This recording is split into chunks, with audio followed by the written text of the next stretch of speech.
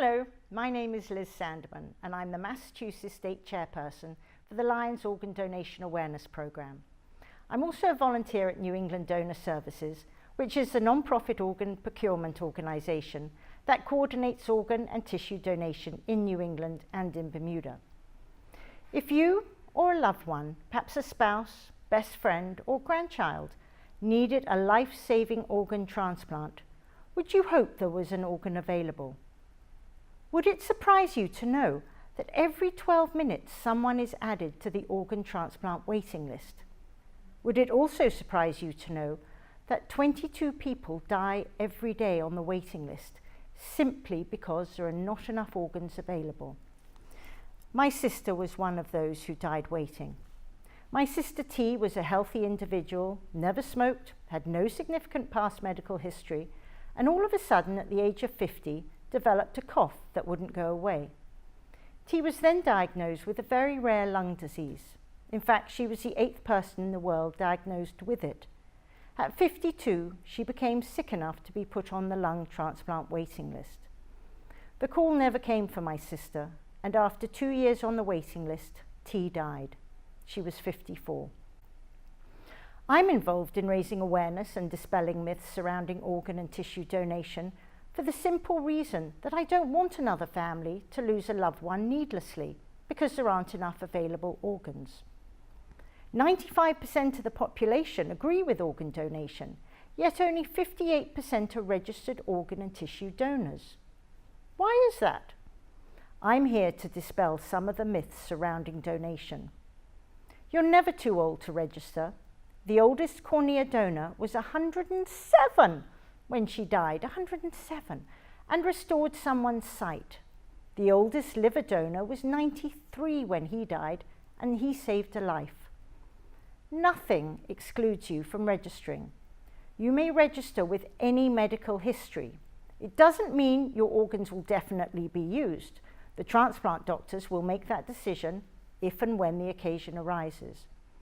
Nothing stops you from registering as an organ and tissue donor. My sister was asked by her team of doctors, will you accept smokers' lungs if they become available? And she answered, absolutely. I just want a chance to live. I don't want to die. Did you know that out of everyone who dies in America, whether they're registered or not, only 4% die in circumstances that would allow them to be a potential donor? This means the amount of potential donors is very small.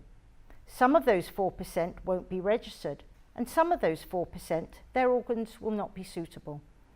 This is why it is so important to register as an organ and tissue donor. All major religions support organ donation. There's no cost to the donor family, funerals are not delayed, and an open casket is still possible. If you're taken to the ER, the doctors do everything possible to save your life. Donation is only pursued as an option after all life-saving measures have failed and death has been declared. Donor organs are matched to recipients based on blood and tissue type, geographic location, and medical urgency. Organ allocation is blind to wealth or social status. One organ donor has the potential to save the life of 8 people. Although it is only a small percentage of deceased patients that can be organ donors, many people who die are able to be tissue donors. One single tissue donor can dramatically improve the life of over 75 people through tissue donation. There are many types of tissue that can be donated and used to dramatically change lives. These tissues include corneas, used to restore sight, tendons, used to rebuild joints, heart valves, used to repair cardiac defects, veins to re-establish circulation, skin, used to help burn patients and help mastectomy patients. Only a very small amount of skin is removed, usually from the lower back. Bones can be used to prevent the need for amputation. I would urge everyone to register as an organ and tissue donor.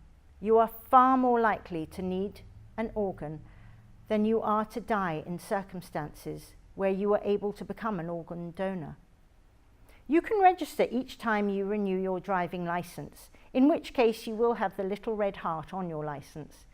But you can also register at registerme.org, and you'll be registered for life. I suggest you do both.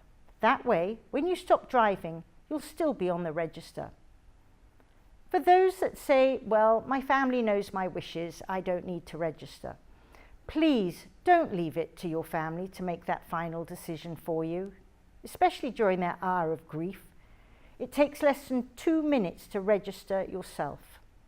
So I ask you again, if you or a loved one needed an organ transplant to save your life or their life, would you hope there was an organ available?